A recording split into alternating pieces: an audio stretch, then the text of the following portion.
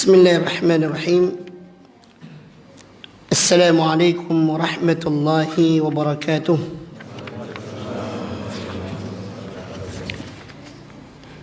إن الحمد لله نحمده ونستعينه ونستغفره ونعوذ بالله من شرور أنفسنا ومن سيئات أعمالنا. من يهده الله فلا مضل له ومن يضلل فلا هادي له. أشهد أن لا إله إلا الله وحده لا شريك له وأشهد أن محمدا عبده ورسوله. اللهم صل وسلم وبارك على نبينا محمد وعلى آله وصحبه ومن تبعهم بإحسان إلى يوم الدين. أما بعد. Ikhwani fillah rahimani wa rahimakumullah. Alhamdulillah, puji syukur kita panjatkan pada Allah Subhanahu wa taala atas nikmatnya. Saat ini kita bisa kembali bermajlis ilmu selepas kita melaksanakan kewajiban kita melaksanakan salat subuh. Dan mudah-mudahan ini amalan yang diterima oleh Allah, diberkahi dan membawa taufik untuk kita semuanya. Dan kita masuk pada bab yang ke-14. Al-Kabiratul Rabi'ah, dosa besar yang ke-14. Bismillah.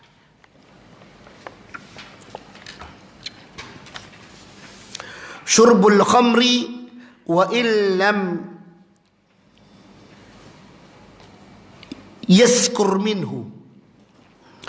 Minum khamr walaupun tidak mabuk.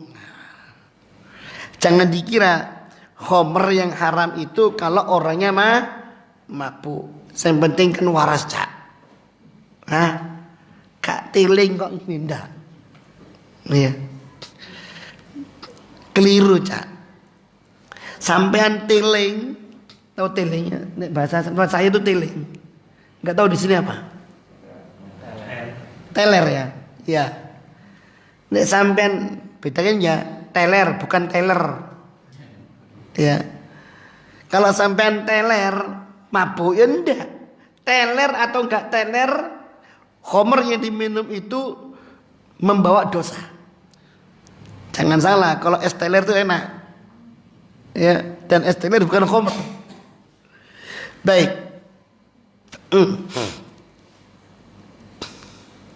Apa dalilnya? Dalilnya adalah dalam firman Allah dalam surat Al-Baqarah ayat 219. Kata Allah Subhanahu wa taala, yas'alunaka 'anil khamri wal maisir. Mereka bertanya kepadamu Muhammad tentang khamr dan judi.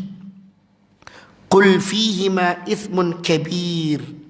Katakanlah Muhammad, di dalamnya ada dosa yang sangat besar. Tapi ayat ini ada kelanjutan, wa manafi'un linnas, dan ada manfaatnya untuk manusia. Bicara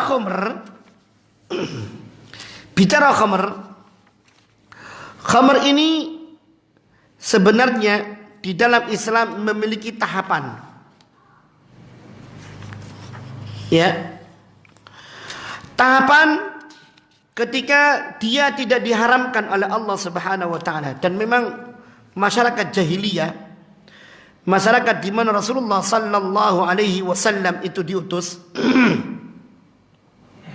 itu adalah masyarakat yang demen khamr. Antum jangan heran ya. Masyarakat jahiliyah itu suka khamr.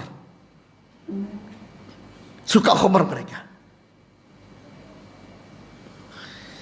Sampai mereka itu kalau ada tamu dalam penjamuan yang paling bagus, itu adalah khamr mu'attaq.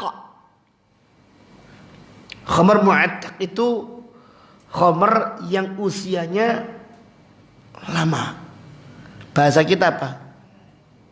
Simpins, iya. Betul enggak? Ya, yang botolnya ada ya apa nih, krek. Ayo Cak, ono barang api nang omah. Iya ta?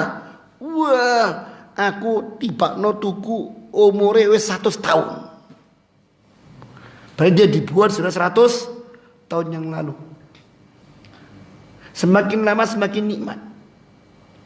Botolnya boleh jelek, tapi dalamnya nikmat, Pak. Kata mereka seperti itu. Lebet. Jangan disangka Ustaz jangan-jangan sudah nyoba. Enggak.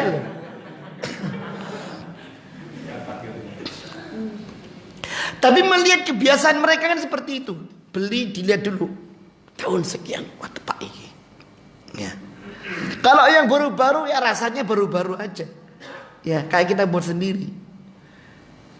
Lalu mereka seperti itu. Adalah tindakan penghormatan tuan rumah kepada tamu yang datang kepada mereka, dan itu dianggap pemuliaan kepada sang tamu bila tamu itu disuguhi khamr mu'attak. Ya bayangkan itu. Teko nang benda yo dikei khamr. Iki tepai. Kira-kira kalau di zaman kita seperti gimana? Kita diteler alias gendeng. Ya, Masya Allah. Begitu mereka sampai seperti itu.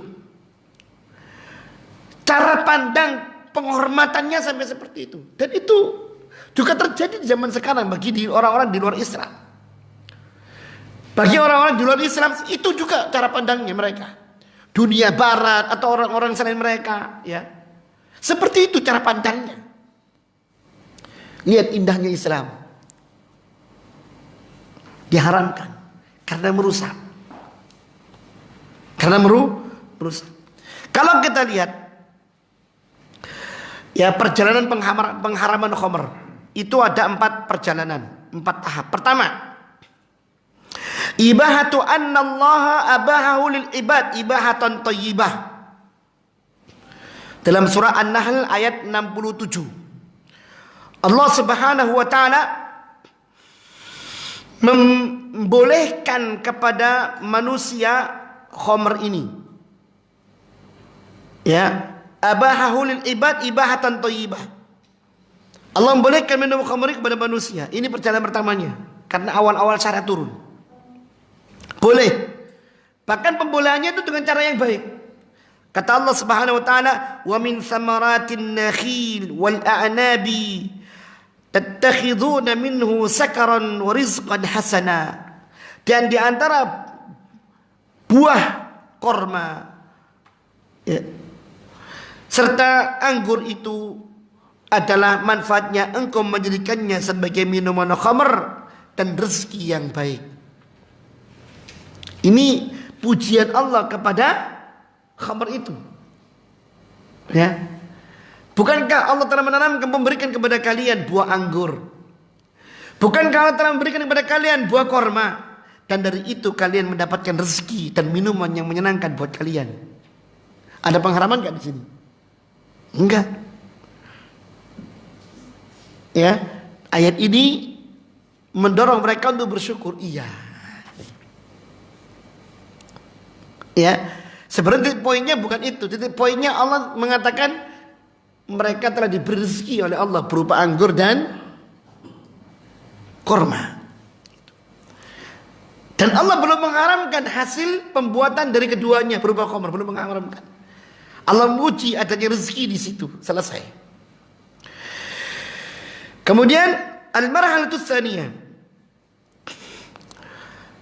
Jenjang yang kedua, yaitu perjalanan yang kedua, yaitu dalam surah Al-Baqarah ayat 219 yang tadi kita baca. Yas'alunaka 'anil khamri wal maisir. Mereka bertanya kepada Muhammad tentang khamr dan judi. Judi pun tanya kepada mereka. Qul fihima ismun kabir. Katakanlah di dalamnya ada dosa yang sangat besar. Wa manafi'u linnas, namun juga ada manfaat untuk manusia. Akan tetapi wa ithmuhuma akbaru min naf'ihima. Dosa dari keduanya itu lebih besar dari manfaatnya. Pertanyaannya, manfaatnya apa Ustaz? Ya, kok judi ono manfaatnya? Nah, orang dulu itu jual khamr, main judi bukan untuk pribadi. Ya, mereka tahu ada nilai negatif di sini. Maka mereka untuk membersihkan dirinya, hasil dari keuntungan itu diberikan untuk mengayomi anak-anak yatim. Kita ada enggak seperti itu? Iki weku oleh toko aku, yo gawe ya aku. Gak akan mungkin mereka melihat sisi sosial, tidak akan mungkin. Ya, angan-angan ini punya rumah, judi dhisik. Ya, naudzubillah min dzalik. Jadi mereka menjual khamr atau main judi, keuntungannya itu salah satunya untuk sosial.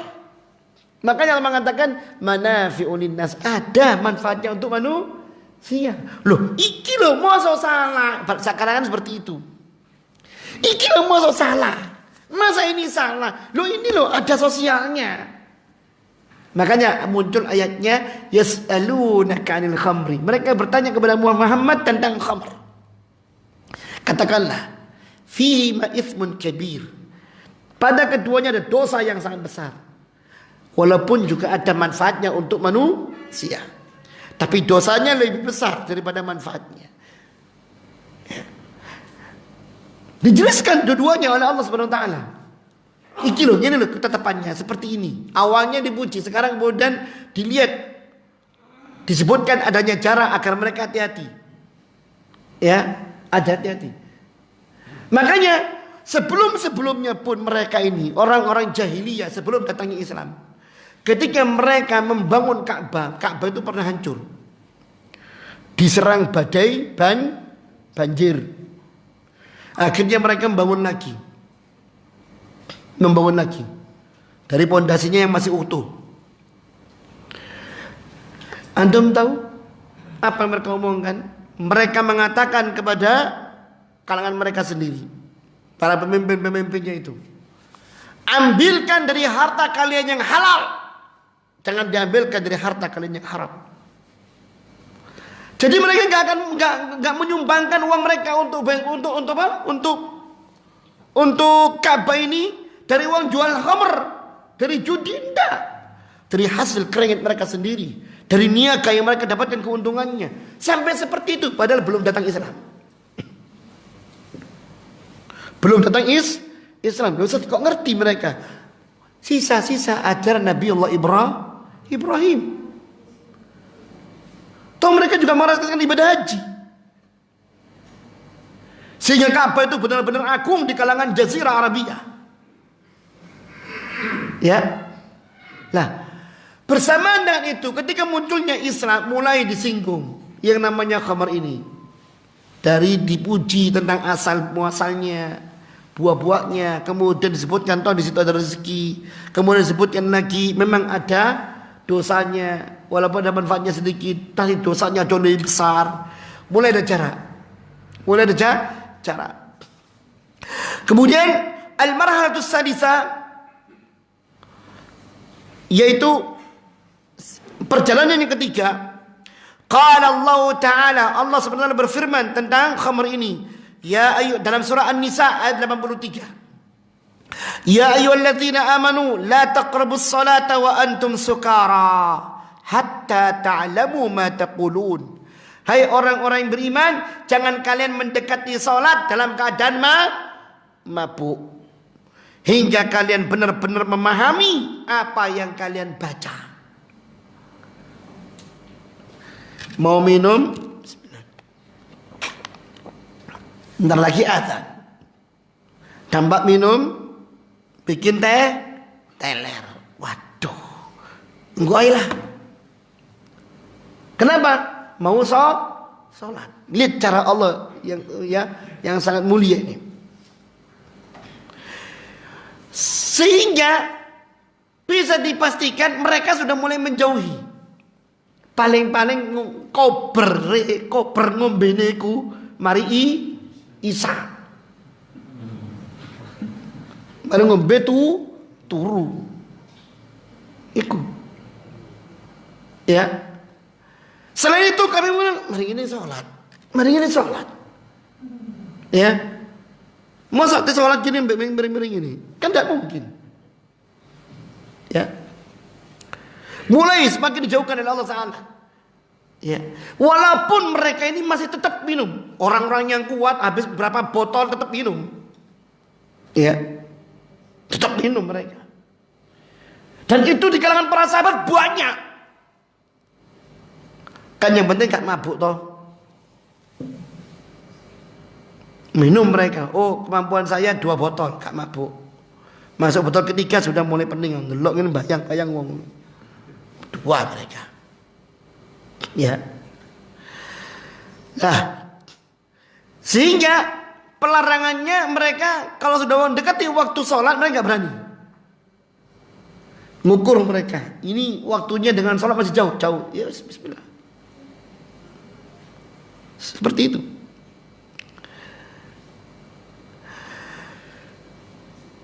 Sampai termasuk ini. Ya Allah, astagfirullahaladzim. Bapaknya Anas bin Malik.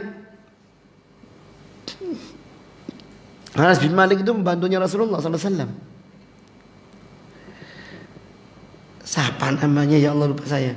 Suaminya Ummu Sulaim. Siapa lupa saya. Apa Zubair bin Awam, Abu Ubaidah ibn Jarrah, siapa lagi satunya itu?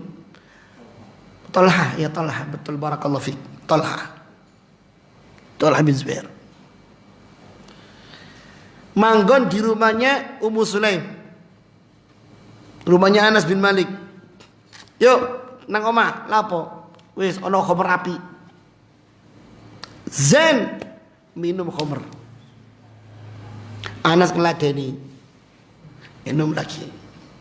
Tambah lagi. Ngeladeni lagi. Oh Zen, sing iku tambah lagi.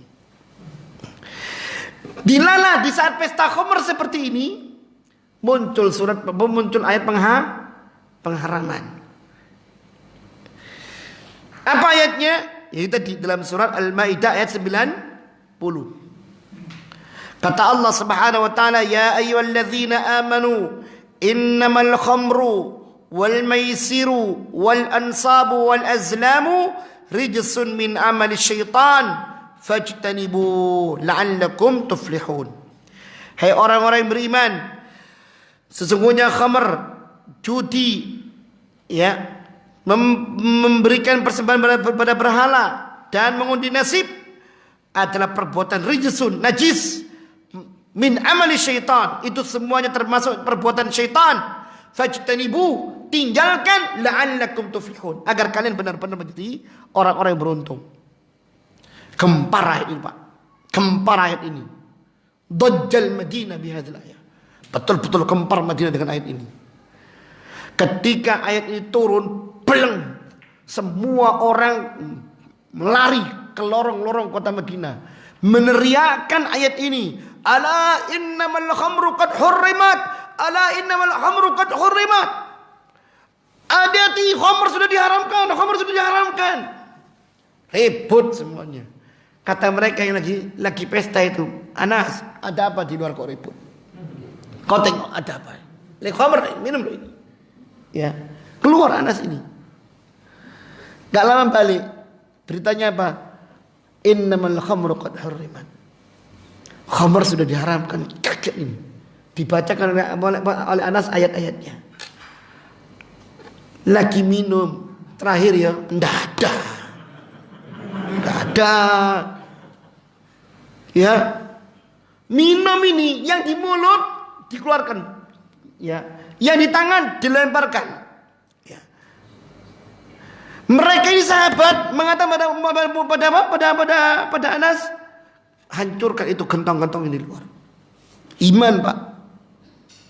Wallah, iman yang berbicara. Iman yang berbicara apa? Gak mikir, wingi berkulaan rek, ya Allah si utang mana? Gak ngono.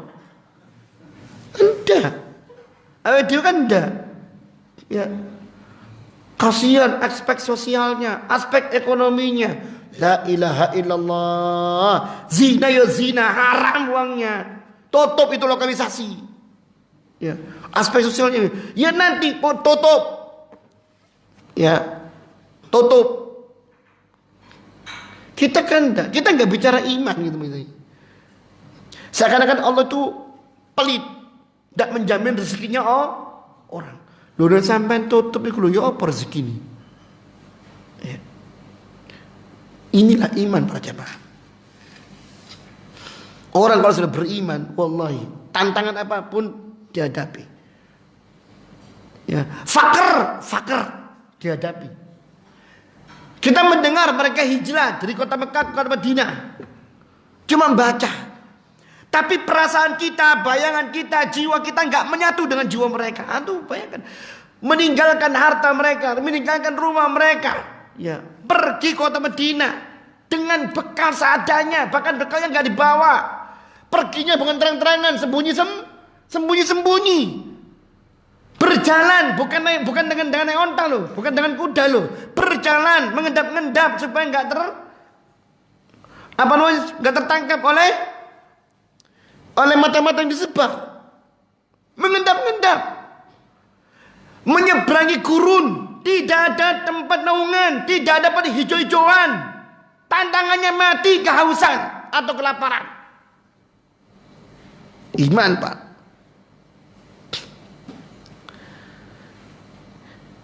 Ini mau hijrah dari riba bingung. Saya pegawai bank, San. Ini aku metu mangan apa?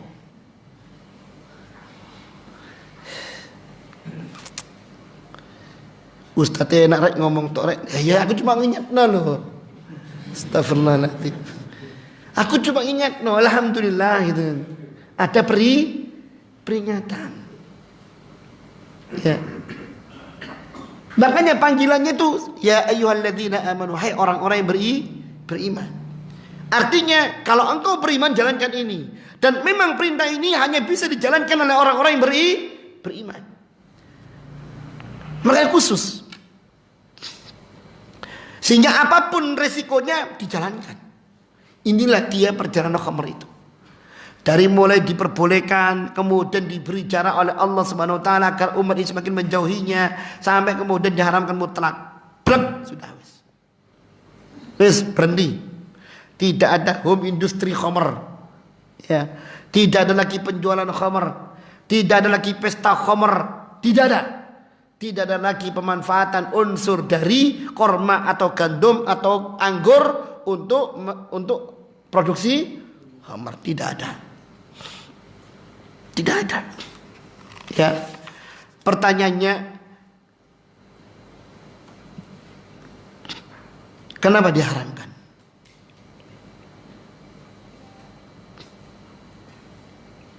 Kenapa diharamkan? Jelas ayatnya, ikhwan. Rijsun min amalish syaitan.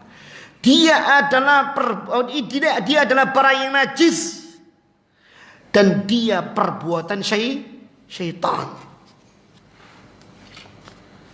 Tidak akan mungkin ada produk syaitan yang dihalalkan dalam syariat. Dan tidak akan mungkin produk syaitan itu memberikan manfaat. Makanya lihat orang-orang yang minum khamr, ketika hilang akalnya, dia bisa berbuat aniaya. Dia menzalimi dirinya sendiri. Dia pun juga mengancam orang lain. Ya, hilang harga dirinya.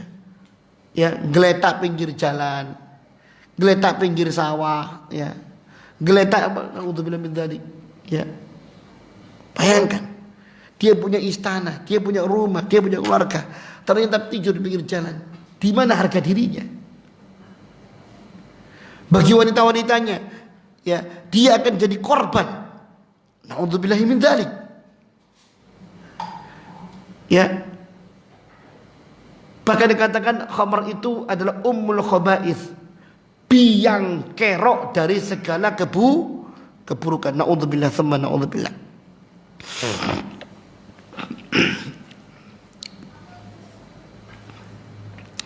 Ya, disebutkan dari Abdullah bin Abbas, lamma nazala tahrim al-khamri masyat sahabatu ba'dhum ila ba'din wa qalu hurrimatil khamru wa ju'ilat adlan lisyirki. Kata Abdullah bin Abbas, ketika diturunkan ayat khamr ini, maka para sahabat saling mengunjungi satu dengan yang lainnya untuk mengatakan pada mereka bahwasanya khamr telah diharamkan dan dijadikan khamr ini sebanding dengan perbuatan syirik.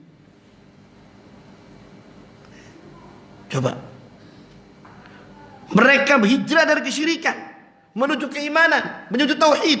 Demikian pula mereka hijrah dari khamr menuju minuman-minuman yang dihalalkan oleh Allah Subhanahu wa taala. Wa dhaba Abdullah bin Umar ila anna al-khamra akbarul kabair. Dan Abdullah bin Umar pun mengatakan bahwasanya khamr itu adalah dosa besar yang terbesar. Bahkan wa hiya bila raiba ummul khaba'ith. Katanya Abdullah bin Umar, tanpa diragukan lagi, khamr itu adalah ummul khaba'ith, biang kerok dari segala keburukan. Terjadi pembunuhan. Kenapa? Oh, ternyata orang yang bunuh mabuk. Ya. Terjadi perzinahan. Kenapa? Oh, ternyata yang zina tadi itu, yang menzinai atau yang melakukan perbuatan asusila itu orang yang mabuk. Terjadi perbuatan ini, oh ternyata dari mabuk. Terjadi perbuatan ini, oh ternyata dari mabuk. Anak durhaka kepada orang tuanya, oh ternyata dari mabuk, dan semacamnya. Kamu direnungkan, khamr ini ummul khaba'ith, biang kerok dari segala yang namanya keburukan. Maka tidak ada kebaikan sedikit di dalamnya. Baik, wa qad la'ana syaribaha fi ghairi ma hadits. Bahkan Allah pun melaknat para peminumnya dalam banyak hadis-hadis yang lain. Disebutkan dalam riwayat Tirmizi, man syaribal khamra fajriduhu fa in ada fajriduhu fa in syaribaha fajriduhu fa in syaribaha rabi'a faqtuluhu. Kata Rasulullah SAW, siapa yang minum khamr, cambuk dia. Dan bila kembali lagi, cambuk lagi. Bila dia minum lagi, cambuk lagi. Bila masih terus minum, yang keempat,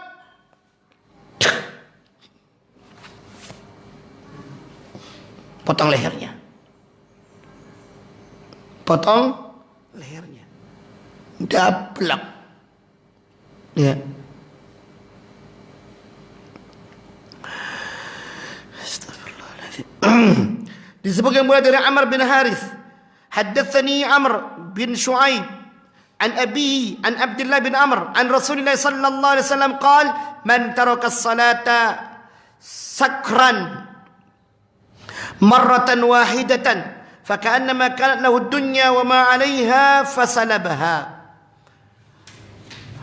Ya, kata Rasulullah sallallahu alaihi wasallam dalam hadis yang diriwayatkan Imam Ahmad, siapa yang meninggalkan salat karena mabuk walaupun sekali, ya, dia enggak salat karena mabuk, faka'annama kanat lahu ad-dunya wa ma 'alayha fasalabaha. Seakan-akan dia sebelumnya punya dunia dan isinya, namun kemudian diambil dunia dan isi dari dia. Bayangkan, sholatnya ditinggalkan gara-gara khamr. Itu seakan-akan dia awalnya punya dunia, punya kekayaan yang luar biasa, namun kemudian diambil dari dia. Fakar dia. Na'udzubillah min dzalik. Wa man taraka as-salata 4 marratin sakran kana haqqan 'ala Allah an yasqi min tinil khibal. Siapa yang meninggalkan salat 4 kali karena mabuk, maka wajib bagi Allah, berhak untuk memberikan minum kepadanya berupa tinil khibal. Tir, tahu air apa? Minuman tir. Tahu tir apa tir itu? Kayak semacam aspal yang dicairkan, diminumkan kepadanya. Ya. Qila ya Rasulullah ma tinul khibal? Asaratu ahli jahannam. Ya Rasulullah, apa itu tinul khibal? Kata Rasulullah SAW, asaratu ahli jahannam, yaitu cairannya orang-orang penghuni neraka jahanam. Apa cairannya orang neraka jahanam? Darah mereka, nanah mereka, ya. Semua yang keluar dari tubuh mereka setelah mereka dipelintir, ya disiksa, muncul cairan itu diminumkan pada orang-orang minum khamr. Nas'alullah sallallahu alaihi wasallam. Betapa menyedihkan, baunya busuk, ya. Benar. Ya, busuk baunya, naudzubillahi min dzalik. Astagfirullahaladzim. Baik, ikhwani fillah rahimani wa rahimakumullah. Disebutkan lagi, man syaribal khamra fid dunya harramaha fil akhirah. Siapa yang minum khamr di dunia, Allah haramkan bagi orang ini khamr akhirat. Dan lebih jelas lagi kata Rasulullah sallallahu alaihi wasallam, mudminul khamri in mata laqiyallahu ka'abidi wasadin. Orang yang minum khamr, ya, orang minum khamr atau penggiat khamr atau industri khamr, ya, atau yang doyan khamr, ya, kalau mati maka dia akan datang kepada Allah seperti penyembah berhala. Keras sekali ancamannya, ikhwan. Ya, keras sekali. Makanya ketika Allah haramkan khamr itu di dunia, Allah ganti dengan khamr di akhirat. Loh, kok bisa ada khamr akhirat? Iya. Beda khamr yang Allah sediakan dengan khamr yang ada di dunia. Makanya Allah haramkan di dunia untuk Allah berikan di akhirat. Ya. Dan di akhirat nanti di surga, orang yang mau surga itu diberi oleh Allah minuman dari 4 jenis. Apa itu 4 jenis? Disebutkan dalam surat Muhammad ayat yang ke-15.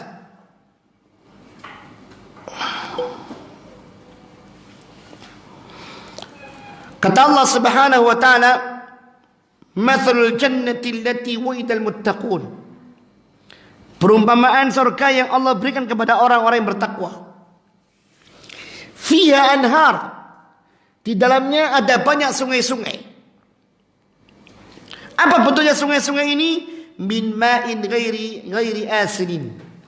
Sungai yang airnya putih menyegarkan, jernih. Itu sungai yang pertama. Kalau Anda lihat air mata sungai dari hulunya putih gitu ya, jernih, diminum enak kan begitu.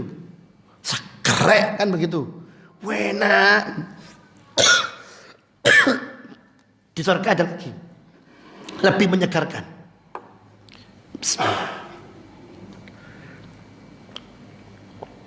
Lebih menyegarkan. Cukup? Tidak. Ada sungai-sungai yang lain. Sungai-sungai pertama itu bentuknya. Wanharum min labanin lam yataghayyar ta'muh. Ternyata ada sungai-sungai yang lain yang airnya itu air susu yang tidak berubah warnanya. Tidak berubah pula rasanya. Susu nak dibuka Pak, terus menerus nak mambu nak ngono. Rusak kayak sediman. Ini enggak. Dia mengalir kemanapun, ya, tapi tidak rusak, tetap seger selama-lamanya. Ya enggak ada bakteri nang kono, Pak.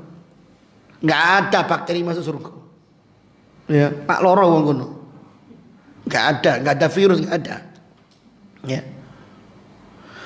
Cukup enggak? Ada sungai lagi yang lain. Kata Allah Subhanahu wa taala, "Wa anharun min khamrin ladzatil lisyaribin." Ada sungai yang ketiga yang airnya ternyata air khamr. Allah katakan ladzatil lisyaribin, sangat lezat bagi orang-orang yang minumnya. Masya Allah.